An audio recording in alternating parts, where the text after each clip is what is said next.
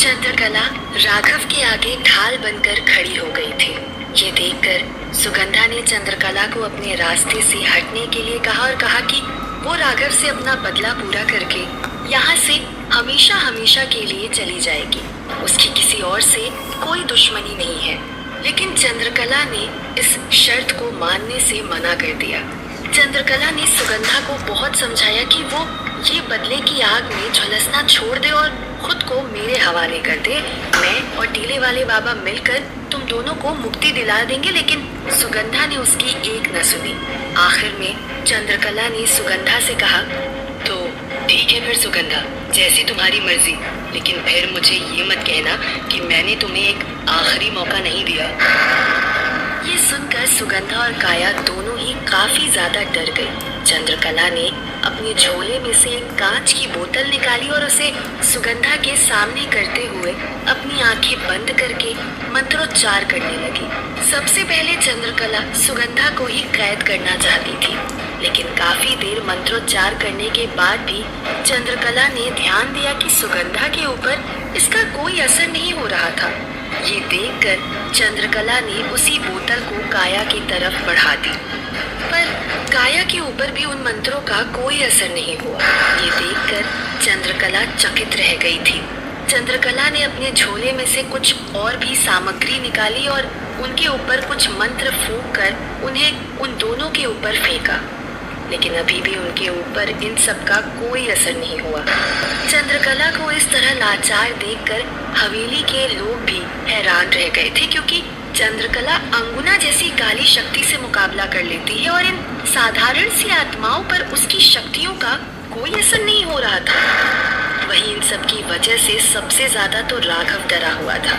जैसे जैसे चंद्रकला की शक्तियां बेअसर हो रही थी, वैसे वैसे राघव को अपनी मौत नजदीक आते हुए नजर आ रही थी। चंद्रकला अभी भी समझ नहीं पा रही थी कि आखिर उसकी शक्तियां इन दोनों के ऊपर कोई असर क्यों नहीं दिखा रही है। लेकिन सुगंधा और काया को सब समझ आ चुका था, इसलिए वो दोनों एकाएक जोर जोर से हंसने लगी। हंसते हुए सुगंधा ने चंद्रकला से कहा, अब क्या करोगी चंद्रकला? कैसे बचाओगी इस राघव को मेरे हाथों से? और राघव को छोड़ो, अब तो तुम अपने प्राणों की रक्षा के बारे में सोचो। तूने ही हमें कैद में रखकर इतने सालों तक हमें हमारे मकसद से दूर रखा है, तो तुम भी कोई कम दोषी नहीं हो। सबसे पहले तो मैं आज तुम्हारा ही अंत करूंगी। सुगंधा के मुंह से ये सुनकर हवेली में सभी लोग सकते में आ गए थे। कहीं न कहीं चंद्रकला भी सुगंधा की धमकी से चिंतित हो गई थी, क्योंकि आज तक कभी भी ऐसा नहीं हुआ था कि उसकी शक्तियां कोई असर ना दिखा रही हो। ये सब सोचते हुए चंद्रकला ने अपनी आंखें बंद की और काली माँ को याद करते हुए कहा, हे काली माँ, मुझसे ऐसी क्या भूल हुई है जो मेरी शक्तियाँ बेअसर हो गई हैं। अब तू ही मुझे रास्ता दिखा माँ। अगर मेरी भक्ति से तू जरा भी खुश है तो अब जब मैं अपनी आंखें खोलूँ तो मुझे ये दिखला देना कि आखिर क्यों मेरी शक्तियाँ काम नहीं कर रही हैं। ये सोचते हुए चंद्रकला ने धीरे धीरे अपनी आंखें खोली।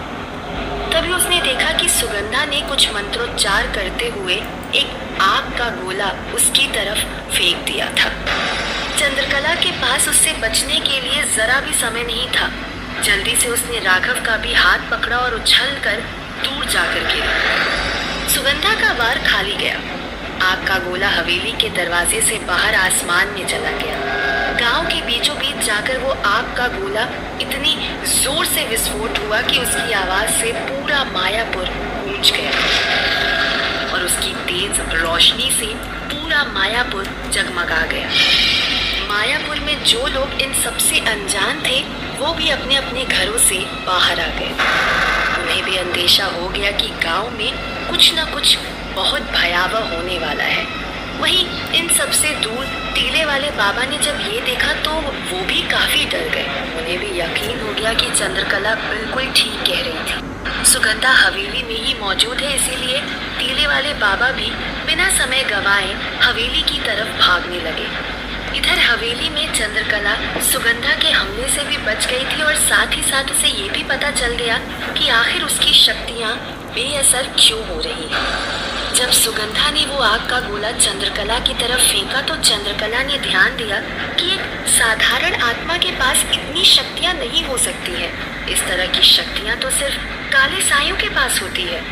चंद्रकला ने जब पुराने धागे जोड़ने शुरू किए तो वो समझ गई कि आरव का शिकार अंगुना ने नहीं बल्कि सुगंधा ने किया होगा, और इसी तरह काया ने भी किसी का शिकार कर लिया होगा जो संख्या संयोग शक्ति से निगुण हो, जिसकी वजह से इन दोनों के अंदर काली शक्तियां आ गई। लेकिन चंद्रकला इतनी देर से जिन शक्तियों का इस्तेमाल कर रही थी उनसे तो साधारण आत्माओं पर काबू किया जाता है, इसीलिए उसकी ये सब शक्तियां बेअसर हो रही थी। लेकिन चंद्रकला के लिए अभी भी चिंता का विषय ये था कि वो अपने साथ ऐसी कोई सामग्री नहीं लाई थी जिससे काले साए को काबू में किया जाए। इसीलिए चाहकर भी चंद्रकला उन दोनों को कैद नहीं कर सकती थी। चंद्रकला ये सोच ही रही थी कि तभी सुगंधा ने चंद्रकला से कहा, इस एक बार से तो तुम बच गई चंद्रकला, लेकिन ऐसे बहुत से बार है मेरे पास जिनसे तुम नहीं बच पाओगी।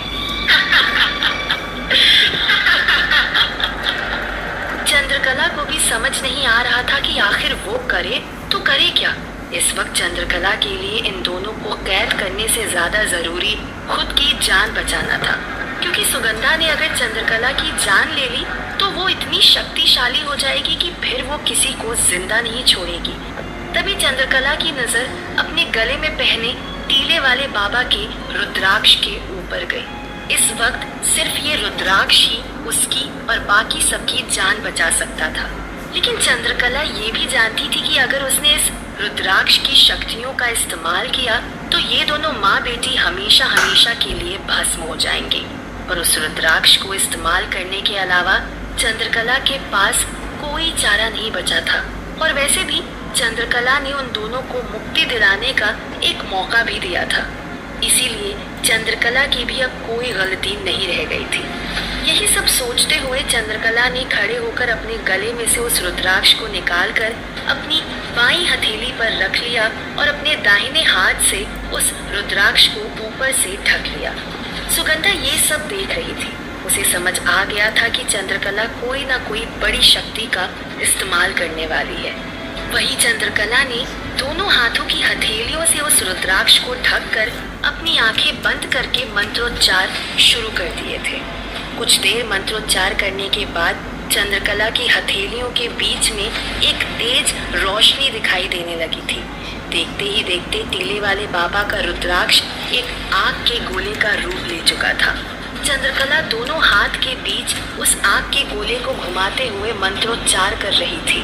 उस आग के गोले का तेज इतना ज्यादा बढ़ चुका था कि सुगंधा और काया के लिए वो अब असहनीय हो चुका था। सुगंधा ने चिल्लाते हुए कहा, चंद्रकला रोको इसे, मैंने कहा बंद कर दे इसे, वरना मुझसे बुरा कोई नहीं होगा।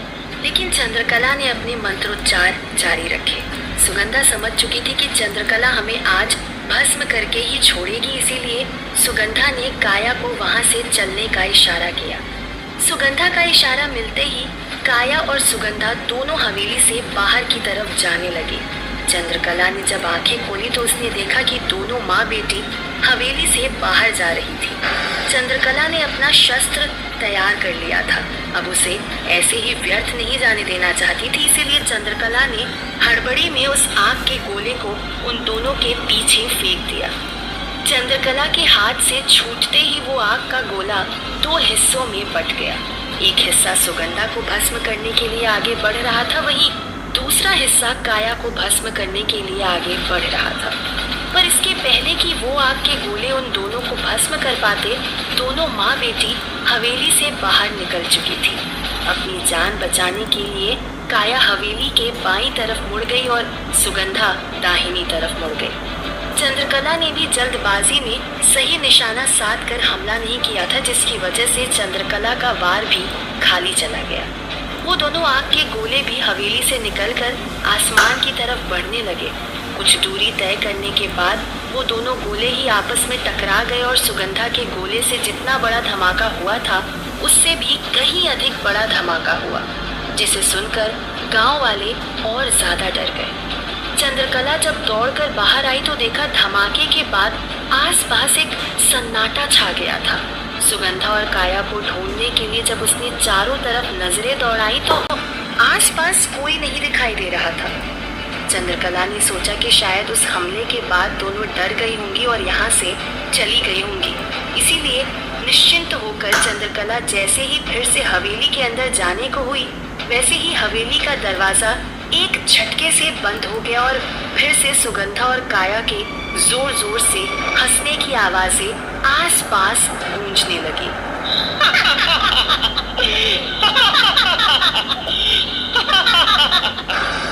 चंद्रकला समझ गई कि वो दोनों अभी तक यही हैं। चंद्रकला हवेली के दरवाजे से हटकर हवेली के सामने बीच मैदान में आ चुकी थी, लेकिन शायद चंद्रकला ये भूल चुकी थी कि इन दोनों को भस्म करने की या कैद करने की कोई भी सामग्री उसके पास थी नहीं, और जो रुद्राक्ष उसकी रक्षा कर सकता था वो रुद्राक्ष भी अब उसके गले में नहीं था।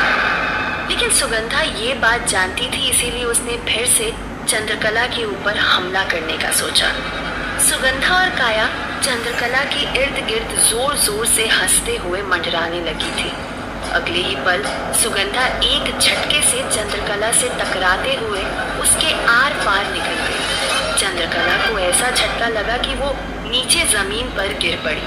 आज पहली बार ऐसा हुआ था कि कोई भी साया चंद्रकला के आर पार हुआ था, जिसे देखकर चंद्रकला खुद भी भयभीत हो गई थी, क्योंकि चंद्रकला भी जानती थी कि साधारण आत्मा और काले सायों की शक्तियों की वजह से उन दोनों की शक्तियां कई गुना बढ़ चुकी हैं।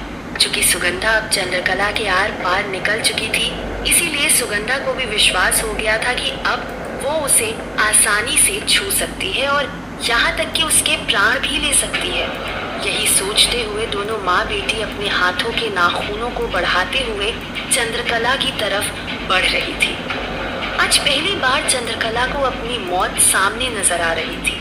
चंद्रकला को अपनी मौत का डर नहीं था, उसे तो सबसे ज्यादा डर नीति का सता रहा था कि अगर उसे कुछ हो गया तो नीति का क्या होगा। उसकी इन बुरी शक्तियों के साथ गांव वाले कैसे उसे स्वीकार करेंगे और कौन उसे इन सब से बाहर निकालेगा।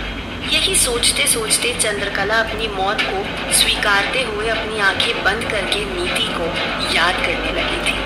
चंद्रकला ने नीति को याद किया ही था कि तभी अचानक से किसी के बहुत तेज गुर्राने की आवाज आई। गुर्राने की आवाज ने सुगंधा और काया को भी डरा दिया था। चंद्रकला की तरफ बढ़ते हुए उनके हाथ वहीं के वहीं थम चुके थे। दोनों ने जब नजरें उठाकर देखा तो उनके सामने नीति बहुत ही भयावह दैत्य रूप लिए हुए सामने खड़ी हुई थी और गुर्राते हुए उन दोनों को गुस्से में देख रही थी। सुगंधा और काया एक दैत्य को यहाँ देखकर काफी ज्यादा भयभीत हो गई थी। चंद्रकला भी नीति को यहाँ देखकर चिंतित थी। उसे समझ नहीं आ रहा था कि आखिर नीति दरवाजे को भेद कर यहाँ पहुंची कैसे। ऊपर से नीति का आज का रूप सबसे ज्यादा डरावना भी था, और ये डरावना रूप सिर्फ चंद्रकला ने ही नहीं देखा था, क्योंकि दो धमाकों की वजह से गांव के सभी लोग अपने अपने घरों से तो बाहर आ ही चुके थे। इसीलिए नीति जिन गलियों से गुजरी थी उन लोगों ने भी नीति का ये दैत्य रूप देख लिया था, और पूरे गांव में ये बात आग की तरह फैल चुकी थी कि गांव में अंगुना, सुगंधा और काया के साथ साथ एक दैत्य भी आ चुका है, और पूरे गांव में एक बहुत भयानक दहशत का माहौल पैदा हो चुका था। वहीं इधर चंद्रकला के ऊपर होते हुए हमले को देखकर नीति का गुस्सा अपने चरम पर पहुंच चुका था।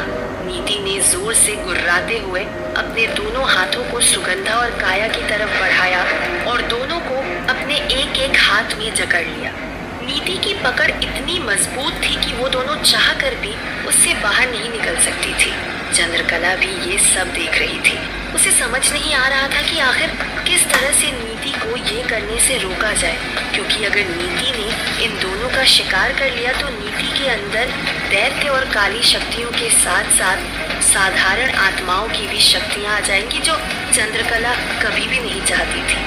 तभी नीति ने जोर से अपनी डरावनी आवाज में सुगंधा से कहा, माँ के ऊपर हमला करें, उनकी जान लेने की कोशिश करें। ये सुनते ही सुगंधा एकाएक चौंक गई। उसने बड़बड़ाते हुए कहा, चंद्रकला तेरी माँ?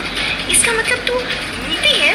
नीति ने जोर से जवाब देते हुए कहा, हाँ हाँ, मैं नीति हूँ और अब मैं तुम दोनों को छोड़ूंगी नहीं। तुम्हें तुम्हारी सजा जरूर मिलेगी। नीति के मुंह से ये सुनकर चंद्रकला के होश उड़ गए।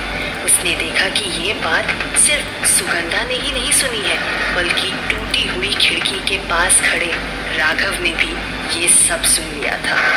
आज आखिरकार नीति की सच्चाई लोगों के सामने आ ही गई थी। क्या नीति सुगंधा और काया का शिकार करने में कामयाब हो पाएगी? और क्या आखिरकार नीति की सच्चाई पूरे गांव वालों के सामने आ जाएगी? आखिर किस तरह नीति चंद्रकला की जान बचाएगी?